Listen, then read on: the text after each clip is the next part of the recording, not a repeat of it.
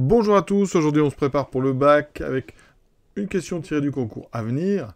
QCM, il faut choisir parmi les 4 propositions laquelle est la bonne, avec ici une fonction f de variable réelle telle que pour tout x réel, f' de x est égal à x fois x plus 2 au carré, déterminer le nombre d'extrémas de f. Tout d'abord, extréma, ça veut dire minimum ou maximum. Combien y a-t-il de minimum et de maximum? Donc on va bien dresser le tableau de variation de cette fonction. Tout d'abord, on remarque que f' existe pour tout x réel. Donc f est défini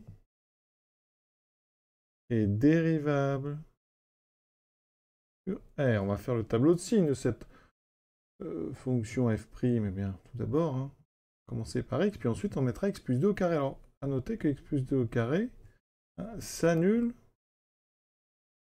en moins 2 et ailleurs, et pour x différent de moins 2, x plus 2 au carré, c'est un carré, c'est donc strictement positif, parce que x plus 2 ne s'annule pas, donc au carré, ça donnera strictement positif. Ça va expliquer mon tableau, parce que souvent, certains oublient. Donc je vais commencer par mettre le signe de x, ensuite on va mettre le signe de x plus 2 au carré, ensuite le signe de f', et on finira par les variations de f de x en fonction de x. Donc on est sur moins l'infini plus l'infini.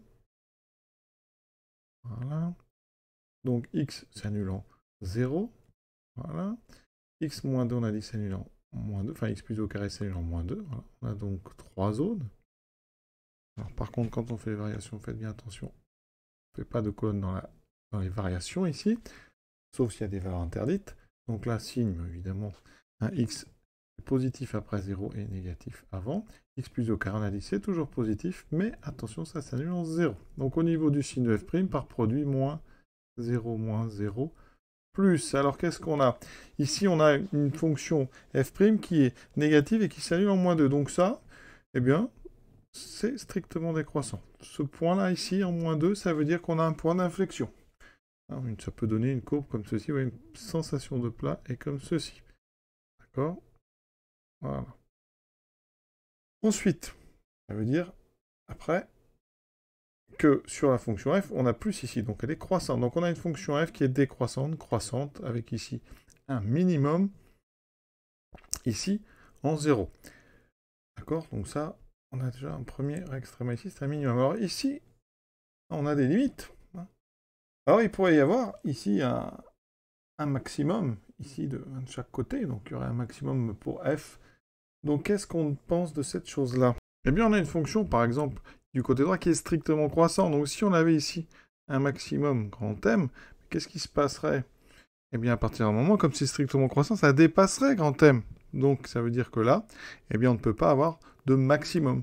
Puisque dès qu'il serait atteint, comme la fonction est strictement croissante, eh bien après, on le dépasserait. Donc ici, il ne peut pas y avoir de maximum ici, il ne peut pas y en avoir un ici, parce que là c'est strictement décroissant. Pour la même raison, si on avait ici un maximum, eh bien ça veut dire que l'endroit où il est atteint avant cet endroit, eh bien, on aurait une valeur plus grande que m, parce que f est strictement décroissante, donc on peut avoir qu'un seul minimum, toute cette fonction, donc la bonne réponse, c'est la réponse D. Mais vous voyez, c'est pas si évident que ça au niveau d'explication de plus l'infini et de moins l'infini. Mais si on fait le tableau, effectivement, on a la sensation qu'il n'y a qu'un minimum. Mais vous voyez, on pourrait imaginer ici, eh bien, qu'à partir d'un moment, la fonction vale toujours 1. Et c'est le fait qu'elle est strictement croissante qui empêche ceci.